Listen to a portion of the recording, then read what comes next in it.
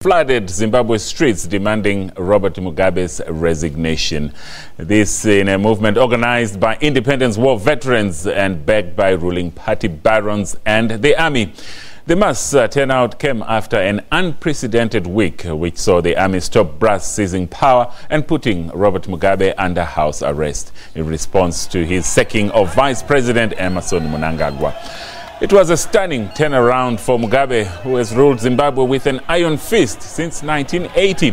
Veterans of the Liberation War who had previously supported Mugabe had called for the gathering, which saw marchers rallying in Highfield, a working-class suburb of Harare, with another demonstration also staged in Bulawayo, Zimbabwe's second biggest city. And Zimbabweans living in South Africa also gathered at the Union buildings in Pretoria in solidarity with their countrymen and women back home who are demanding an end to President Robert Mugabe's 37-year-long rule. They urged President Jacob Zuma to table their demands at the SADC meeting to be held in Botswana this weekend.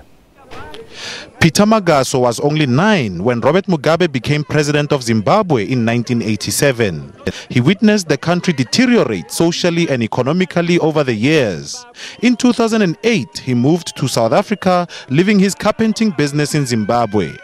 Peter is among the Zimbabweans from different parts of the world calling for change of leadership in the country.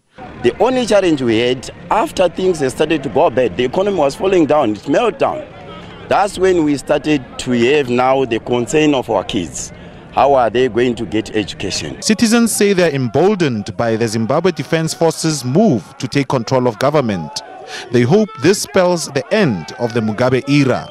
This movement in our country, it has given us power, it has given us hope, it has given us the light in a big tunnel. The wife's son, about a month ago, imported 2 brand new Rolls Royces and told his friends he was going to import an Aston Martin.